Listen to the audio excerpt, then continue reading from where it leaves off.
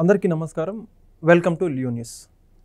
అంతర్జాతీయ మహిళా దినోత్సవం సందర్భంగా ఈరోజు మహిళలందరికీ కూడా మహిళా దినోత్సవ శుభాకాంక్షలు. అయితే ఈరోజు మహిళా సాధికారత అనే పదం మనం తరచూ వింటూనే ఉంటాం. ప్రస్తుతం ఆంధ్రప్రదేశ్లో కూటమి ప్రభుత్వం అధికారంలో ఉంది. అయితే ఈ మహిళా సాధికారత కావచ్చు, మహిళల రక్షణకు సంబంధించి కావచ్చు, చంద్రబాబు నాయుడు గారు కానీ లేదా గత ప్రభుత్వంతో పోల్చుకుంటే అప్పుడు ఉన్నటువంటి వైసీ ప్రభుత్వం జగన్ గారు తరచూ చెప్పడం మనం వింటూనే ఉంటాం. నాక చెల్లెములు అని చెప్పి చెబుతుంటున్నారు. ఈ మహిళలందరికీ సంబంధించి ఈ రెండు ప్రభుత్వాలు ఏం చేశాయి అనే విషయం తెలుసుకునే ప్రయత్నం చేద్దాం. మనతో ఉన్నారు ప్రముఖ రాజకీయ విశ్లేషకులు రాజేష్ అప్సాని గారు. సార్ నమస్కారం అండి. సార్ సమాజంలో అన్ని రంగాల్లో మహిళలు ముందుండాలి అని ఎప్పటి నుంచో చెప్పుకుంటూనే వస్తున్నాం మనం. అయితే దానికి ప్రభుత్వాల వైపు నుంచి కూడా చాలా ముందడుగు వేసి కృషి తీసుకోవాల్సిన అవసరం ఉందని చెప్పి సమాజంలో అందరూ అభిప్రాయపడుతూ ఉంటారు. దాంట్లో ముఖ్యంగా చూసుకుంటే చంద్రబాబు నాయుడు గారు దాదాపు 4 దశాబ్దాల నుంచి ఆయన రాజకీయాల్లో ఉన్నారు. 4 దశాబ్దాల నుంచి కావచ్చు ఆయన మహిళలకు సంబంధించిన మేలు అంటే ఏమని చెప్పుకోవాలంటారు? గడిచిన 5 సంవత్సరాలు జగన్మోహన్ రెడ్డి గారు అనతికాలంలో ఆయన సీఎం అయినా కూడా మహిళలకి చాలా ఎక్కువ ప్రాధాన్యత ఇస్తామని చెప్పేసి వాళ్ళ సోషల్ మీడియా కావచ్చు, వాళ్ళ ప్రభుత్వం చాలా డప్పు చేసుకుందని చెప్పుకోవాలి. మొత్తంగా వీళ్ళిద్దరి మధ్య కంపారిజన్ పెట్టి మహిళలకి ఎవరు ఎక్కువ మేలు చేశారంటే మీరేమంటారు? అంటే ఇక్కడ ముందుగా అంతర్జాతీయ మహిళా దినోత్సవం సందర్భంగా జనాభాలో సగభాగమై ఉన్న మహిళలకి, జీవితంలో కుటుంబంలో సగభాగమై ఉన్న మహిళలకి, సమాజంలో సగభాగమై ఉన్న మహిళలకి మహిళా దినోత్సవ శుభాకాంక్షలు తెలియజేస్తూ, ఇక మీరు అడిగిన ప్రశ్న మహిళా సాధికారత గురించి కానీ అలాగే వారికి అవకాశాలు కల్పించడం విషయంలో కానీ ఖచ్చితంగా దేశానికి ఒక ట్రెండ్ సెట్టర్గా నిలిచింది ఎన్టీ రామారావు గారు. అంటే ఇవాళ చంద్రబాబు నాయుడు గారి గురించి ప్రస్తావించుకోవడానికి ముందు తప్పనిసరిగా ఎన్టీ రామారావు గారి గురించి ప్రస్తావించకుండా ఉండలేని పరిస్థితి. ఎందుకంటే ఎన్టీ రామారావు గారు 1985 సంవత్సరంలో ఆడపిల్లకి కూడా తండ్రి ఆస్తిలో సమాన హక్కు అని చెప్పని చట్టం చేస్తే ఆ చట్టాన్ని దేశం అడాప్ట్ చేసుకోవడానికి 3.5 దశాబ్దాలు పట్టింది. నరేంద్ర మోడీ గారి నాయకత్వంలో ఉన్న కేంద్ర ప్రభుత్వం పార్లమెంటు వేదికగా ఆ చట్టం చేయడానికి 3.5 దశాబ్దాల ముందు ఎన్టీ రామారావు గారు ఆంధ్రప్రదేశ్ రాష్ట్రంలో ఆ చట్టాన్ని అమల్లోకి తీసుకొచ్చారు. అలాగే ఎన్టీ రామారావు గారి హయాంలో పద్మావతి మహిళా యూనివర్సిటీ అని చెప్పని మహిళల కోసం ఒక డెడికేటెడ్ యూనివర్సిటీ ఏర్పాటు చేశారు. మహిళల విద్యకు ప్రాధాన్యత ఇస్తూ మహిళలు కూడా సమాజంలో అందివచ్చే అవకాశాలు అందుకోవాలి అని అంటే వారికి విద్యా అవకాశాల్లో కూడా రిజర్వేషన్ కల్పించాలి అని చెప్పని మొట్టమొదటిసారిగా తెలుగుదేశం పార్టీనే విద్యా ఉద్యోగాల్లో మహిళలకి 33% రిజర్వేషన్ కల్పించడం జరిగింది. అలాగే ఎన్టీ రామారావు గారి హయాంలో స్థానిక సంస్థల్లో మహిళలకు రిజర్వేషన్ కల్పించడం జరిగింది. మరి ఇన్ని విప్లవాత్మక మార్పులకు ఆద్యులైన ఎన్టీ రామారావు గారి గురించి తప్పనిసరిగా ప్రస్తావించుకొని తీరాల్సిన అవసరం ఉంది. అలాగే తదుపరి తెలుగుదేశం పాలనా బాధ్యతలు చేపట్టిన చంద్రబాబు నాయుడు గారి ప్రభుత్వ హయాంలో కూడా మహిళల విద్యకి ప్రాధాన్యత ఇచ్చారు. గ్రామీణ ప్రాంత మహిళలకు సంబంధించి మహిళల సాధికారత, మహిళల్లో ఉన్న నిగూఢంగా ఉన్న శక్తియుక్తుల్ని వెలికి తీయాలనే ఉద్దేశంతో డ్వాక్రా వ్యవస్థని అందుబాటులోకి తీసుకొచ్చి ఏ రోజు గడప దాటని మహిళలని బ్యాంకుల వరకు, ప్రభుత్వ కార్యాలయాల వరకు, ప్రశ్నించే శక్తి వరకు చైతన్యపరిచింది చంద్రబాబు నాయుడు గారు. ఇవాళ గ్రామీణ ప్రాంతాల్లో ఏ గ్రామ సభ జరిగినా మొట్టమొదటిగా హాజరయ్యేది, తమ నాయకత్వాన్ని ప్రదర్శించేది డ్వాక్రా మహిళలు. ఇవాళ పొదుపు సంఘాలుగా దేశానికి స్ఫూర్తిదాయకంగా మహిళలు నిలవగలిగారు అని అంటే దానికి చొరవ చూపింది, సక్సెస్ఫుల్గా ఎగ్జిక్యూట్ చేసింది చంద్రబాబు నాయుడు గారు. చంద్రబాబు నాయుడు గారి పాలనా హయాంలోనే ఆర్టీసీలో మహిళా కండక్టర్ వ్యవస్థ అమల్లోకి వచ్చింది. ఆ రోజు నందమూరి హరికృష్ణ గారు రవాణా శాఖ మంత్రిగా ఉన్న రోజుల్లో, చంద్రబాబు నాయుడు గారు ముఖ్యమంత్రిగా ఉన్న రోజుల్లో మొట్టమొదటిసారిగా మహిళలకి ఆర్టీసీ కండక్టర్లకు అవకాశం కల్పించడం జరిగింది. పురుషాధిక్యత ఉన్న ప్రతి రంగంలో కూడా మహిళలు కూడా రాణించగలుగుతారు అని చెప్పని నిరూపణ చేసింది చంద్రబాబు నాయుడు గారి ప్రభుత్వం. ఇవాళ ఐటీ అయినప్పుడు కానీ ముఖ్యంగా వైద్య వృత్తిలో ఇంతగా మహిళలు రాణించుతున్నారు అని అంటే సమాజంలో మహిళలకు ఉన్న అవకాశాలని హక్కుల్ని పరిచయం చేసింది తెలుగుదేశం పార్టీ, ఎన్టీ రామారావు గారు, చంద్రబాబు నాయుడు గారు. ఇవాళ గ్రామీణ ప్రాంతాలకు సంబంధించిన ఆడపిల్లలు గ్రామం గడప దాటి ఇంజనీరింగో ఇంకోటో విద్యను అభ్యసించి ఇవాళ విదేశాలకు వెళ్ళి వాళ్ళకు వాళ్ళు ఇండిపెండెంట్గా చదువుకోగలుగుతున్నారు అని అంటే ఆత్మవిశ్వాసాన్ని పెంచింది ఖచ్చితంగా తెలుగుదేశం పార్టీ. అందులో ఎటువంటి డౌట్ లేదు. ఇక్కడికి ఒక అంశం కూడా గుర్తు చేసుకోవాలి. చంద్రబాబు నాయుడు గారు ముఖ్యమంత్రిగా ఉండగా ఆ రోజుల్లో పేద బడుగు బలహీన వర్గాలకు సంబంధించిన మహిళలకి కట్టెల పొయ్యిల వల్ల లేదు బొగ్గు కుంపట్ల వల్ల తలెత్తుతున్న ఆరోగ్య సమస్యలను దృష్టిలో ఉంచుకొని లక్షలాదిగా దీపం కనెక్షన్స్ ఇచ్చి ఇవాళ ఆ మహిళల ఆరోగ్య స్థితిగతులను కూడా మెరుగుపరిచింది చంద్రబాబు నాయుడు గారి ప్రభుత్వం. ఇలా గ్రామీణ వ్యవసాయ కూలీ నుంచి అత్యున్నత స్థాయి వరకు మహిళల భద్రత పట్ల, మహిళల ఆరోగ్యం పట్ల, మహిళల విద్య పట్ల, మహిళల ఉపాధి పట్ల, మహిళల సాధికారత పట్ల, మహిళల గౌరవం పట్ల ప్రాధాన్యత ఇస్తూ వచ్చింది ఆనాటి నుంచి ఈనాటి వరకు తెలుగుదేశం పార్టీ. ఇక్కడ ఇంకొక అంశం కూడా మనం గుర్తు చేసుకోవాలి.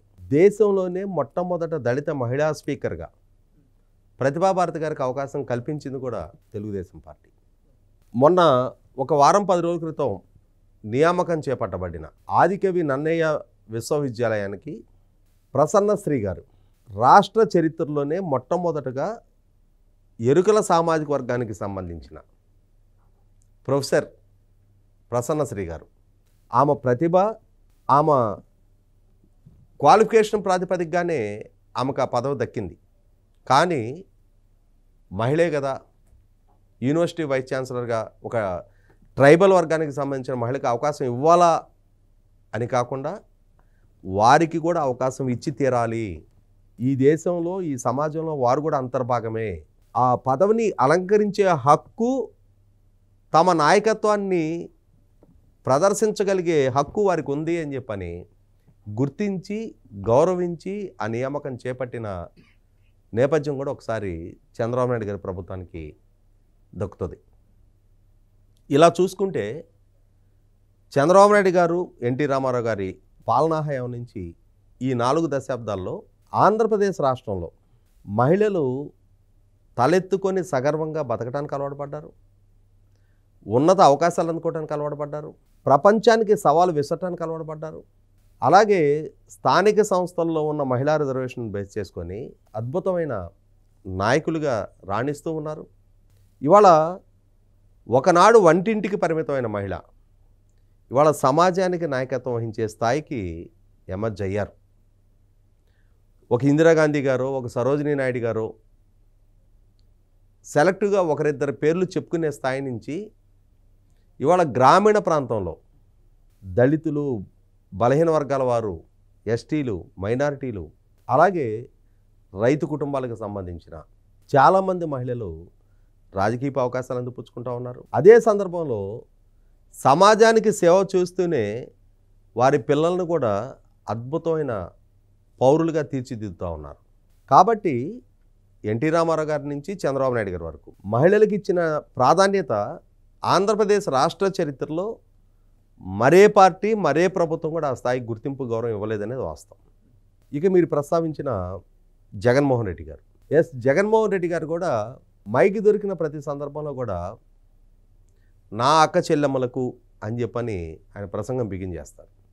కానీ జగన్మోహన్ రెడ్డి గారి పాలనా హయాంలో మహిళలకు ఏ స్థాయి ప్రాధాన్యత ఇచ్చారనేది ఒకసారి మనం గుర్తు చేసుకోవాలి. ఆయన మహిళల భద్రత కోసం నేను దిశ యాక్ట్ తీసుకొస్తున్నా, దిశ యాప్ తీసుకొస్తున్నా, దిశ పోలీస్ స్టేషన్లో పెడుతున్నా అని చెప్పని ఆర్భాటపు ప్రచారం చేశారు. కానీ అవి ప్రచారాలకే పరిమితమైనవి. సాక్షాత్తు నిండు అసెంబ్లీలో తెలుగుదేశం పార్టీలో ఉన్న ఏకైక మహిళా శాసనసభ్యురాలు ఆదిరెడ్డి భవానీ గారు నిండు శాసనసభ వేదికగా రాష్ట్ర ముఖ్యమంత్రి జగన్మోహన్ రెడ్డి గారు, స్పీకర్ తమ్మినేని సీతారామ గారు, అలాగే మహిళా హోంమంత్రిని మేకతోటి సుచరిత గారి సమక్షంలో వైసీపీ సోషల్ మీడియా ద్వారా తన వ్యక్తిత్వానికి పాల్పడుతున్న అంశాన్ని సభలో ప్రస్తావిస్తే నిండు సభ సాక్షిగా స్పీకర్ సీతారాం గారు అలాగే మహిళా హోంమంత్రిని మేకతోటి సుచరిత గారు ఆ దోషుల్ని పట్టుకొని శిక్షిస్తాము అని చెప్పని హామీ ఇచ్చిన రాజమండ్రిలో ఏర్పాటు చేసిన దిశ పోలీస్ స్టేషన్లో మొట్టమొదట ఫిర్యాదుదారుగానే ఆదిరెడ్డి భవానీ గారు తన వ్యక్తిత్వాన్ని పాల్పడుతున్న వారి మీద ఫిర్యాదు చేసిన మొత్తం జగన్మోహన్ రెడ్డి గారి పాలనా కాలం పూర్తయ్యే నాటికి ఆ కేసు కనీస మాత్రపు పరిగణలోకి కూడా తీసుకోబడలేదు. అదే సందర్భంలో వైసీపీ పార్టీ పెంచి పోషించిన సోషల్ మీడియా ద్వారా ప్రధాన ప్రత్యర్థుల రాజకీయ పక్షాలకు సంబంధించిన తెలుగుదేశం, జనసేన ఇంకొక అడుగు ముందుకేసి కేంద్ర ఆర్థిక శాఖ మంత్రి నిర్మలా సీతారామన్ గారు, భారతీయ జనతా పార్టీ రాష్ట్ర శాఖ అధ్యక్షురాలు పురంధరేశ్వర గారితో సహా ముఖ్యంగా తెలుగుదేశం పార్టీలో క్రియాశీలకంగా ఉన్న మహిళా నాయకురాలని, ఆఖరికి సాక్షాత్తు చంద్రబాబు నాయుడు గారి కుటుంబ సభ్యులైన మహిళల్ని, తెలుగుదేశం సోషల్ మీడియాలో క్రియాశీలకంగా ఉండేవారిని, అలాగే జనసేన పార్టీలో క్రియాశీలకంగా ఉండే వీర మహిళల్ని లక్ష్యంగా చేసుకొని వ్యక్తిత్వానికి పాల్పడతా మార్ఫింగ్ ఫోటోలు, మార్ఫింగ్ వీడియోలతోటి చెలరేగిపోయి వ్యక్తిత్వానికి పాల్పడుతున్న సందర్భంలో ఇది తప్పు అని ఒక్క సందర్భంలో కూడా జగన్మోహన్ రెడ్డి గారి వైపు నుంచి నివారించే ప్రయత్నం చేయాలి.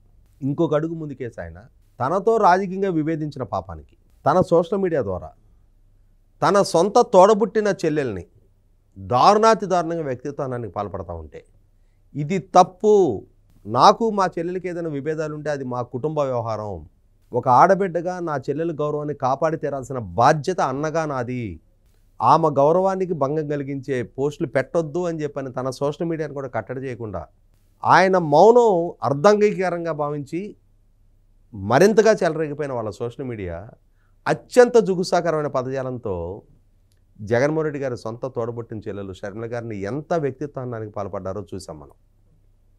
సాక్షాత్తు జగన్మోహన్ రెడ్డి గారి ఎన్నికల ప్రచార సందర్భంగా కడప జిల్లాలో బహిరంగ సభలో మాట్లాడుతూ తన కుమారుడి వివాహానికి ఆహ్వానించడం కోసం షర్మిల గారు చంద్రబాబు నాయుడు గారు ఇంటికి వెళ్ళారు అనే అంశాన్ని ప్రస్తావిస్తా షర్మిల గారు తెలుగుదేశం పార్టీ రంగైన పసుపు రంగు చీర కట్టుకొని మా చెల్లెలు చంద్రబాబుని ఇంప్రెస్ చేయడానికి చంద్రబాబు గారి ఇంటికి వెళ్ళింది అని చెప్పని సంస్కారహీనపు వ్యాఖ్యలు చేయడం ద్వారా మహిళలకి తానిచ్చిన గౌరవం ఏంటి అనేది జగన్మోహన్ రెడ్డి గారు నిరూపణ చేసుకున్నారు. ఇక్కడ ఇంకొక అడుగు ముందుకేసి జగన్మోహన్ రెడ్డి గారు 2019 ఎన్నికలకు ముందు ఇవాళ సమాజానికి పెనుభూతంగా మారిన మద్యపానం, కుటుంబాలని ఆర్థికంగాను ఆరోగ్యపరంగాను చిన్నాభిన్నం చేస్తున్న మద్యపానాన్ని దశల వారీగా నిషేధిస్తాను, 2024 ఎన్నికల నాటికి రాష్ట్రంలో 5 స్టార్ హోటల్స్లో తప్ప రాష్ట్రంలో మద్యం దొరకని పరిస్థితులు సృష్టిస్తాను, మద్యాన్ని నిషేధిస్తాను అని చెప్పని వాగ్దానం చేసి మద్యపానం వల్ల బాధితులుగా మారుతున్న కుటుంబ సభ్యుల మహిళల ఓట్లు పొంది 2019 అధికారం దక్కించుకొని 5 సంవత్సరాల జగన్మోహన్ రెడ్డి గారి పాలనా హయాంలో మద్యపాన నిషేధం మాట దేవుడెరుగు తన పార్టీ నాయకుల ద్వారా బ్రోరేజెస్ కార్పొరేషన్కి సప్లై చేయబడ్డ క్వాలిటీ లేని మద్యాన్ని సరఫరా చేసి కొన్ని వేల పుస్తేలు తెగటానికి బాధ్యుడయ్యాడు. నిలువున మహిళలు జగన్మోహన్ రెడ్డి వల్ల వంచనకు గురయ్యారు. ఆర్థికంగాను ఆరోగ్యపరంగాను కుటుంబాలు చిన్నాభిన్నం అయిపోయినాయి. రాష్ట్ర రాజధానిని విధ్వంసం చేసిన పర్యవసానం అమరావతి రాజధానిగా కొనసాగాలి అని చెప్పని ప్రభుత్వానికి భూములు ఇచ్చిన రైతు కుటుంబాలకు సంబంధించిన మహిళలు ప్రభుత్వానికి వ్యతిరేకంగా గళం వినిపిస్తున్నారు అని చెప్పని నిరసనలో పాల్గొంటున్నారు అని చెప్పని అత్యంత జుగుసాకరమైన మార్ఫింగ్ ఫోటోలు, మార్ఫింగ్ వీడియోలతోటి రాజధాని మహిళల్ని ఎంతగా చులకం చేసింది, ఎంతగా వారి మీద సోషల్ మీడియాలో విరుచుకుపడ్డది చూసాం మనం. కాబట్టి జగన్మోహన్ రెడ్డి గారి పాలనా హయాంలో ఆర్భాటపు ప్రచారం తప్ప మహిళల్ని ఒక ఓటుగానే చూశారు తప్ప మహిళల సాధికారతకి ప్రాధాన్యత ఇవ్వలేదు, మహిళల భద్రతకి ప్రాధాన్యత ఇవ్వలేదు. 2022-23 నేషనల్ క్రైమ్ బ్యూరో రికార్డ్స్ ప్రకారం ఆంధ్రప్రదేశ్ రాష్ట్రంలో ఇవాళ అంటే దేశంలోనే మహిళల గౌరవానికి భంగం కలుగుతున్న కేసుల్లో ఆంధ్రప్రదేశ్ రాష్ట్రం మొట్టమొదటి స్థానంలో నిలబడింది. నేషనల్ క్రైమ్ బ్యూరో రికార్డ్స్ ప్రకారం 30,000 మంది మహిళలు ఆంధ్రప్రదేశ్ రాష్ట్రం నుంచి మిస్ అయ్యారు. అలాగే బాలికల మీద అత్యాచారాలు, బాలికల గౌరవానికి భంగం కలుగుతున్న కేసుల్లో దేశంలోనే ఆంధ్రప్రదేశ్ రాష్ట్రం నెంబర్ 1 స్థానంలో నిలబడింది. ఇవాళ జగన్మోహన్ రెడ్డి గారి పాలనా హయాంలో మహిళల సాధికారత, మహిళల భద్రత గాలికి పోయి మహిళల గౌరవానికి భంగం కలిగింది. మహిళలు వేధింపులకు గురయ్యారు, మానసిక క్షోభను అనుభవించారు. అలాగే వారి ఆర్థిక స్థితిగతులు కూడా తారుమారయ్యాయి. ఒక రకంగా 5 సంవత్సరాలు జగన్మోహన్ రెడ్డి గారి పాలనలో వంచనకు గురయ్యామన్న భావంతో మహిళలు మొన్నటి ఎన్నికల్లో జగన్మోహన్ రెడ్డి గారికి ఏ శిక్ష విధించాలో ఆ శిక్ష విధించారనేది మన కళ్ళ ముందు ఉన్న వాస్తవం.